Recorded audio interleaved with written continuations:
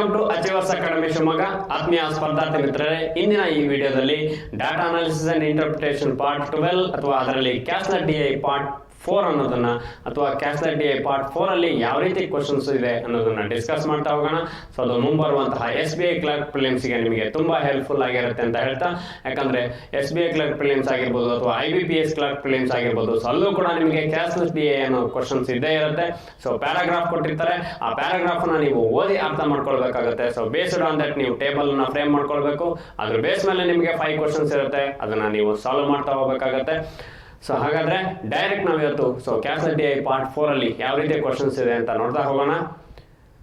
So ನಿಮಗೆ data analysis and interpretations ಮಾಡೋದಕ್ಕೂ ಮೊದಲು ನೀವು ಈ ಬೇಸಿಕ್ ಕ್ಯಾಲ್ಕುಲೇಷನ್ ನ ಸ್ಪೀಡ್ ಮಾಡ್ಕೊಳ್ಬೇಕಾಗುತ್ತೆ. ಅದು ಟೇಬಲ್ಸ್ ಆಗಿರ್ಬೋದು, ಅಡಿಷನ್ ಆಗಿರ್ಬೋದು, ಸಬ್ಸ್ಟ್ರಾಕ್ಷನ್ ಆಗಿರ್ಬೋದು, ಮಲ್ಟಿಪ್ಲಿಕೇಶನ್ಸ್ ಆಗಿರ್ಬೋದು, ಪರ್ಸೆಂಟೇಜ್ ಕ್ಯಾಲ್ಕುಲೇಷನ್ ಆಗಿರ್ಬೋದು, ಆವರೇಜಸ್ ಕ್ಯಾಲ್ಕುಲೇಷನ್ ಆಗಿರ್ಬೋದು, ಅಥವಾ ರೇಷಿಯೋ ಕ್ಯಾಲ್ಕುಲೇಷನ್ಸ್ ಆಗಿರ್ಬೋದು. ಸೊ ಇದೆಲ್ಲದನ್ನು ಸ್ಪೀಡ್ ಮಾಡ್ಕೊಂಡು ನೀವು ಡಾಟಾ ಅನಾಲಿಸಿಸ್ ಅಂಡ್ ಇಂಟರ್ಪ್ರಿಟೇಷನ್ಸ್ ಮಾಡಿದ್ದೆ ಅದರಲ್ಲಿ 100% ನೀವು ಕೂಡ ಸ್ಪೀಡ್ ಆಗಿ ಕ್ವಶನ್ಸ್ ಅನ್ನ ಸಾಲ್ವ್ ಮಾಡ್ತೀರಾ ಅಂತ ಹೇಳ್ತಾ, ಸೊ ಡೈರೆಕ್ಟ್ ಆಗಿ ಇವತ್ತು ಕ್ವಶನ್ಸ್ ಅನ್ನ ಸಾಲ್ವ್ ಮಾಡ್ತಾ ಹೋಗೋಣ.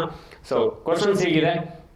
Every year, a survey of 1000 people is conducted by World Health Organization ಅಂತ ಹೇಳ್ತಾರೆ. ಸೊ ಎಷ್ಟೋ ಪೀಪಲ್ ನ ಸರ್ವೆ ಮಾಡ್ತಾ ಇದ್ದಾರೆ ಪ್ರತಿ ಇಯರ್, ಈಚ್ ಇಯರ್ ಅಥವಾ ಎವ್ರಿ ಇಯರ್. ಸೊ 1000 ಪೀಪಲ್ ಅನ್ನ ಸರ್ವೆ ಮಾಡ್ತಾ ಇದ್ದಾರೆ ಎವ್ರಿ ಇಯರ್ ಅಂತ ಹೇಳ್ತಾರೆ. ಅಂದ್ರೆ ಪ್ರತಿ ಇಯರ್ ಕೂಡ 1000 ಪೀಪಲ್ ಸರ್ವೆ ಮಾಡ್ತಾ ಹೋಗ್ತಾರೆ. Conducted by WHO.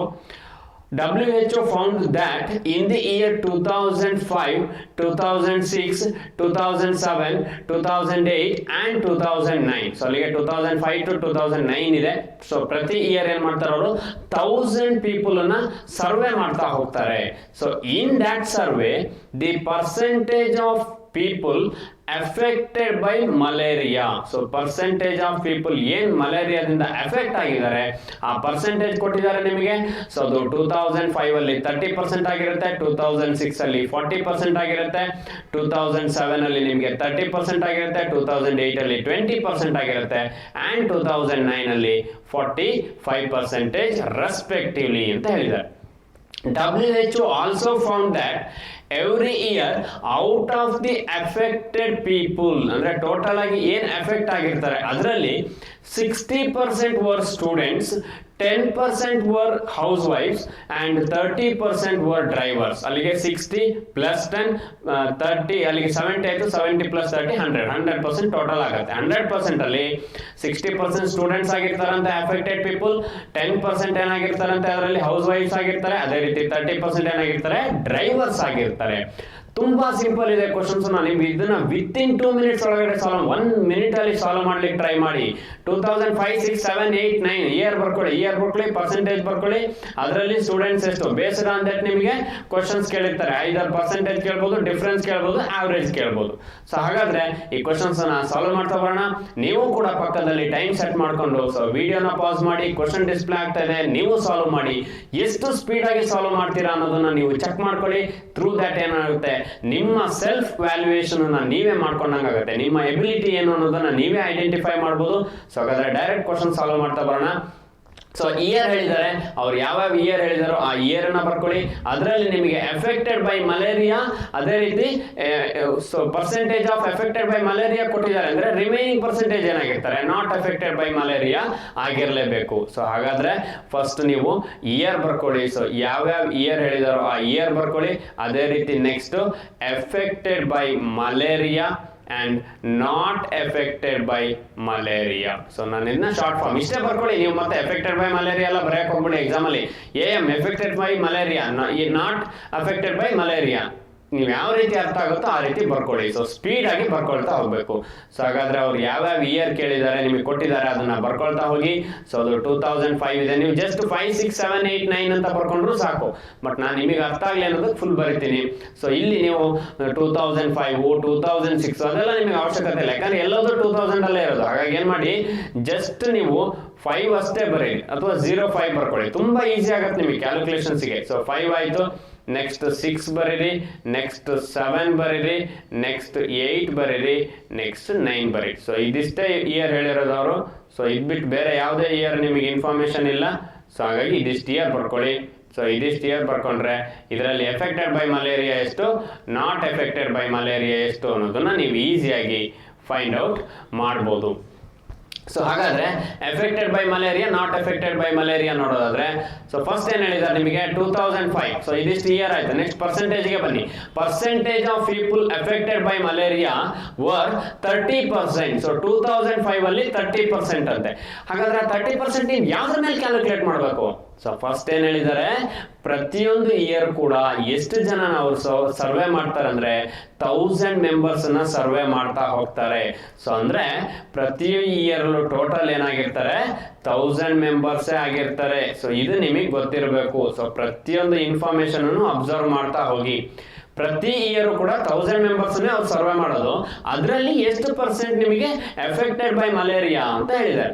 ಸೊ ಹಾಗಾದ್ರೆ ಫಸ್ಟ್ ಇಯರ್ ಅಲ್ಲಿ 1000 ಮೆಂಬರ್ಸ್ ಇದ್ದಾರೆ, 30% ಎಫೆಕ್ಟೆಡ್ ಬೈ ಮಲೇರಿಯಾ ಅಂತೆ. ಸೊ ನಿಮಗೆ ಇದು ತುಂಬಾ ಸಿಂಪಲ್ ಆಗಿ ಕ್ಯಾಲ್ಕುಲೇಟ್ ಮಾಡಬಹುದು. ಸೊ 1000ಗೆ 30% ಅಂದ್ರೆ ಯಾವ ರೀತಿ ಮಾಡ್ತೀರಾ? ಸೊ ನಾ ಪರ್ಸೆಂಟೇಜ್ ಮಾಡ್ಬೇಕಾದ್ರೆ ಹೇಳಿದೀನಿ. ಸೊ ಒಂದು ಡಿಜಿಟ್ ಆದ್ಮೇಲೆ 0 ಇಟ್ರೆ ಅದು 10% ಇಂಟು 3 ಮಾಡಿದ್ರೆ ನೀವು 30% ಸಿಗುತ್ತೆ. ಹಾಗಾದ್ರೆ 1000 ಅಲ್ಲಿ 10% ಅಂದ್ರೆ ಎಷ್ಟಾಗುತ್ತೆ? ನಿಮಗೆ 100 ಆಗುತ್ತೆ. ಇಂಟು 3 ಮಾಡಿದ್ರೆ 30% ಸಿಗುತ್ತೆ. ಹಾಗಾದ್ರೆ ಅಫೆಕ್ಟೆಡ್ ಬೈ ಮಲೇರಿಯಾ ಎಷ್ಟು? 2005 ಅಲ್ಲಿ 300. ನಾಟ್ ಅಫೆಕ್ಟೆಡ್ ಬೈ ಮಲೇರಿಯಾ ಏನಾಗಿರ್ತಾರೆ? ರಿಮೈನಿಂಗ್ ಪೀಪಲ್ ಆಗಿರ್ಲೇಬೇಕು. ಟೋಟಲ್ 1000 ಜನ ಇದ್ದಾರೆ, 300 ಜನ ಅಫೆಕ್ಟೆಡ್ ಬೈ ಮಲೇರಿಯಾ. ಹಾಗಾದ್ರೆ ಇನ್ನು 700 ಏನಾಗಿರ್ಬೇಕು? ನಾಟ್ ಅಫೆಕ್ಟೆಡ್ ಬೈ ಮಲೇರಿಯಾ ಆಗಿರ್ಲೇಬೇಕು.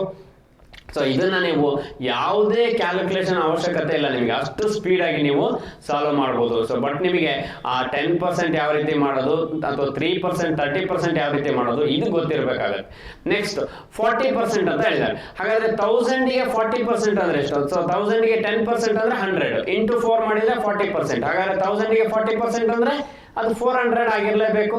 ಸೊ ಅಫೆಕ್ಟೆಡ್ ಬೈ ಮಲೇರಿಯಾ 400 ಆದ್ರೆ ರಿಮೈನಿಂಗ್ 600 ಏನು ನಾಟ್ ಅಫೆಕ್ಟೆಡ್ ಬೈ ಮಲೇರಿಯಾ. ಯಾವುದೇ ಕ್ಯಾಲ್ಕುಲೇಷನ್ ಅವಶ್ಯಕತೆ ಇಲ್ಲ, ಇದನ್ನ ವಿತಿನ್ 1 minutes ಅಲ್ಲಿ ಮಾಡ್ಬೋದು ನೀವು.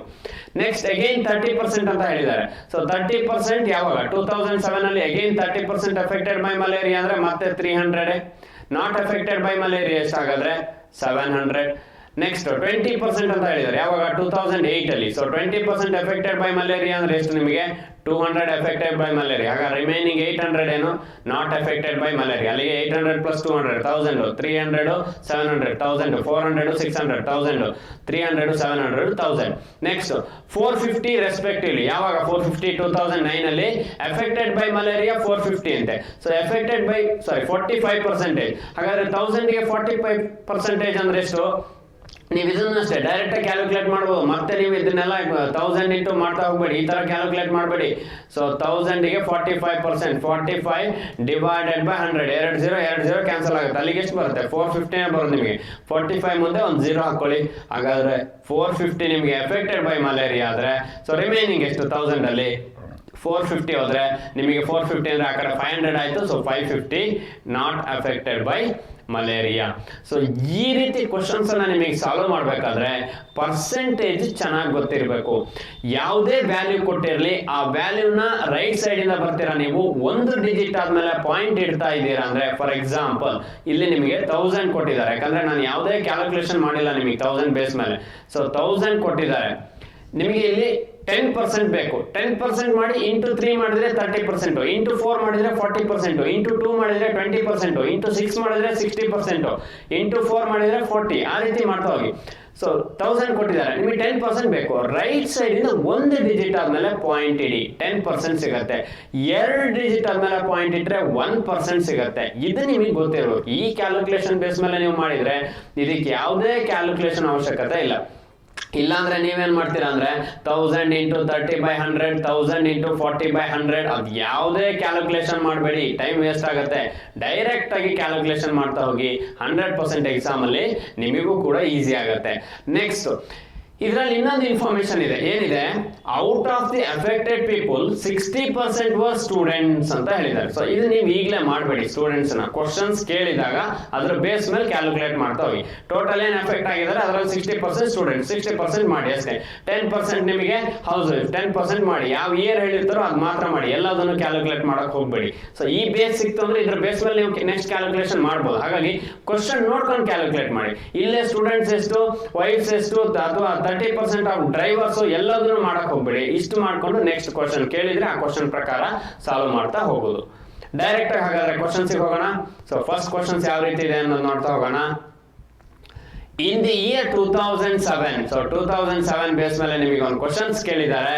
ಸೊ 2007 ಅಲ್ಲಿ find the number of house wives affected by malaria. So ಇಲ್ಲಿ ಕ್ವಶನ್ಸ್ ಅಫೆಕ್ಟೆಡ್ ಬೈ ಮಲೇರಿಯಾ ಅಂತ ಕೇಳಿದ್ದಾರೆ. ಸೊ ಹಾಗಾಗಿ ನಿಮಗೆ ಅಲ್ಲಿ ಹೌಸ್ ವೈಫ್ಸ್ ಎಷ್ಟು ಪರ್ಸೆಂಟೇಜ್ ಇದ್ರು ಅನ್ನೋದು ಗೊತ್ತಾಗುತ್ತೆ. ಸೊ 60% ಸ್ಟೂಡೆಂಟ್ಸ್, ಹಾಗಾದ್ರೆ ರಿಮೈನಿಂಗ್ 10% ಏನ್ ಹೇಳಿದ್ರು ಅವರು. So 10% house wives, next remaining last ಅಲ್ಲಿ 30% ಏನ್ ಹೇಳಿದ್ರು, ಡ್ರೈವರ್ಸ್ ಅಂತ ಹೇಳಿದ್ರು. ಸೊ ಅದು ನಿಮಗೆ ಗೊತ್ತಿರ್ಬೇಕಾಗತ್ತೆ. ಸೊ ಅಲ್ಲಿ ನೀವು ಬೇಕಾದ್ರೆ ಚೆಕ್ ಮಾಡ್ಕೊಳ್ಳಿ. ಸೊ ಇಲ್ಲಿ ಯಾವ ರೀತಿ ಪರ್ಸೆಂಟೇಜ್ ಹೇಳಿದ್ರು ಅಂದ್ರೆ ಇದು ನೆನಪಿರ್ಬೇಕು ನಿಮಗೆ. 60% ಸ್ಟೂಡೆಂಟ್ಸ್, ಸೊ ಬೇಕು ಅಂದ್ರೆ ಒಂದ್ ಸೈಡ್ ಬರ್ಕೊಳ್ಳಿ. ಸೊ ಇವರು 60% students, next 10% house wife. So ಇದು 10% ಹೌಸ್ ವೈಫ್, ಇವರು ಸ್ಟೂಡೆಂಟ್ಸ್.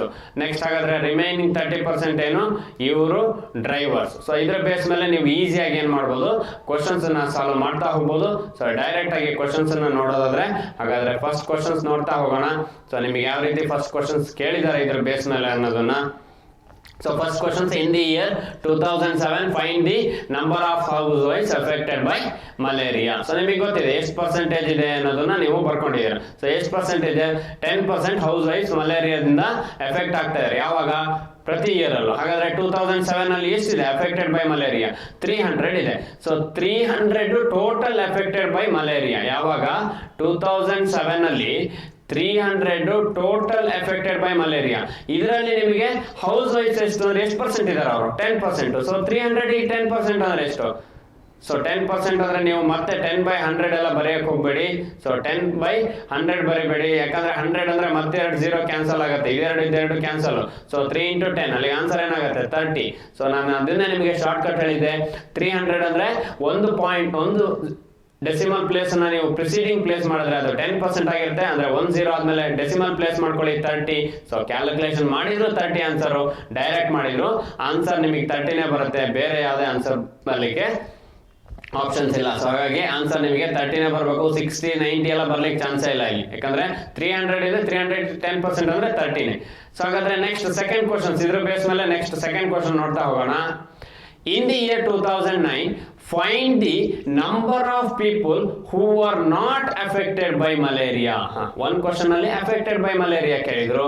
ಇಲ್ಲಿ 2009 ಅಲ್ಲಿ people who are not affected by malaria ಕೇಳಿದ್ದಾರೆ. ಹಾಗಾದ್ರೆ find the number of people ಕೇಳಿರೋದು. So number of people who are not affected by malaria ಅಂದ್ರೆ ನೀವು ಆಲ್ರೆಡಿ ಟೇಬಲ್ ಮಾಡಿದೀರಾ.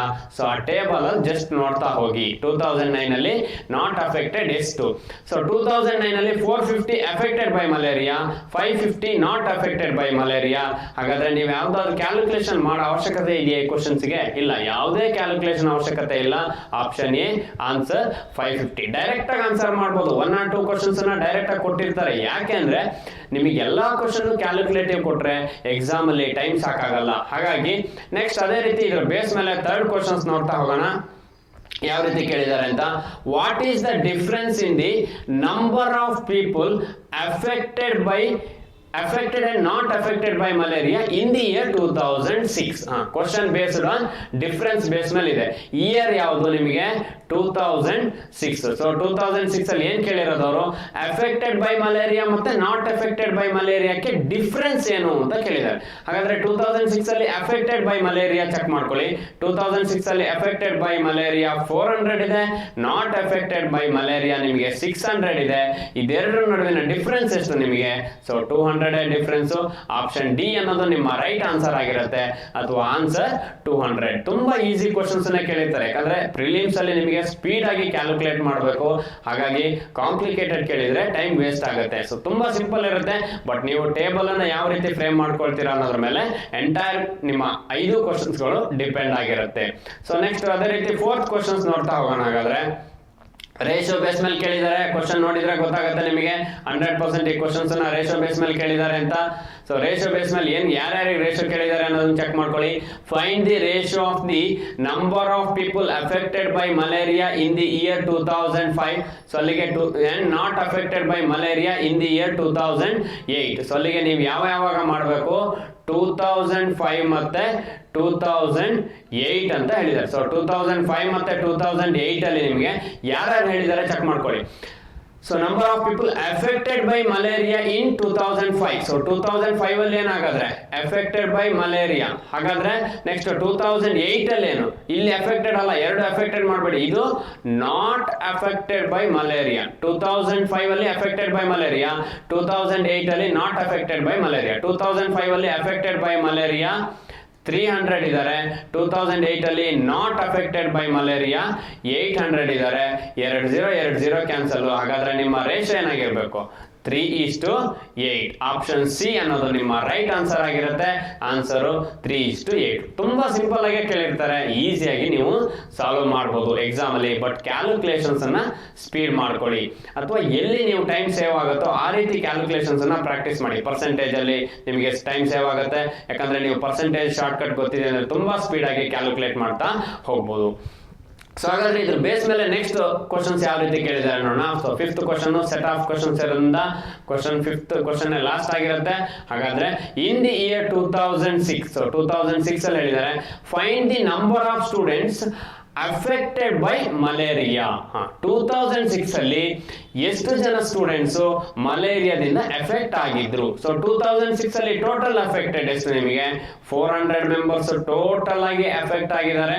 ಇದರಲ್ಲಿ ಸ್ಟೂಡೆಂಟ್ಸ್ ಎಷ್ಟು ಪರ್ಸೆಂಟ್ ಇದ್ದಾರೆ ನಿಮಗೆ? 60% ಇದ್ದಾರೆ. ಸೊ 60/100 ಆಗುತ್ತೆ. ಅಲ್ಲಿಗೆ 20 ಕ್ಯಾನ್ಸಲ್, 6 4s 24 ಅಂದ್ರೆ ಇಲ್ಲೊಂದು 0 ಇದೆ. Answer 240. Option 240, sorry option D 240 ಅನ್ನೋದು ನಿಮ್ಮ ರೈಟ್ ಆನ್ಸರ್ ಆಗಿರುತ್ತೆ.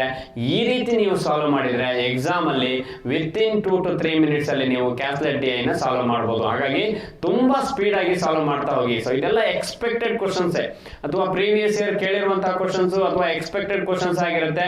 ಮುಂಬರುವಂತಹ ಪ್ರಿಲಿಮ್ಸ್ ಅಲ್ಲಿ ನಿಮಗೆ ಕೇಳ್ತಾರೆ, ಯಾಕಂದ್ರೆ ವೆರೈಟಿ ಆಫ್ ಕ್ವಶನ್ಸ್ ಅನ್ನ ಕೇಳ್ತಾ ಹೋಗ್ತಾರೆ. ಸೊ ಒಂದು ಆವರೇಜ್ ಬೇಸ್ ಮೇಲೆ ಕೇಳ್ಬೋದು, ಇನ್ನೊಂದೇನೋ ಟೋಟಲ್ ಬೇಸ್ ಮೇಲೆ ಕೇಳ್ಬೋದು, ಅಥವಾ ನಿಮಗೆ ಪ್ರೀವಿಯಸ್ ಕ್ಯಾಲ್ಕುಲೇಟ್ ಡಿ ಸಾಲ್ವ್ ಮಾಡ್ಬೇಕಾದ್ರೆ ನೋಡಿದ್ರಿ ನೀವು ಅಲ್ಲೇನ್ ಕೇಳಿದ್ರು ಅಂದ್ರೆ ನಿಮಗೆ ಆವರೇಜ್ ಕೊಟ್ಬಿಟ್ಟು ಟೋಟಲ್ ಮಾಡಿ ಅದ್ರ ಬೇಸ್ ಮೇಲೆ ಮೇಲ್ ಫಿಮೇಲ್ ರೇಷಿಯೋ ಕೇಳಿದ್ರು.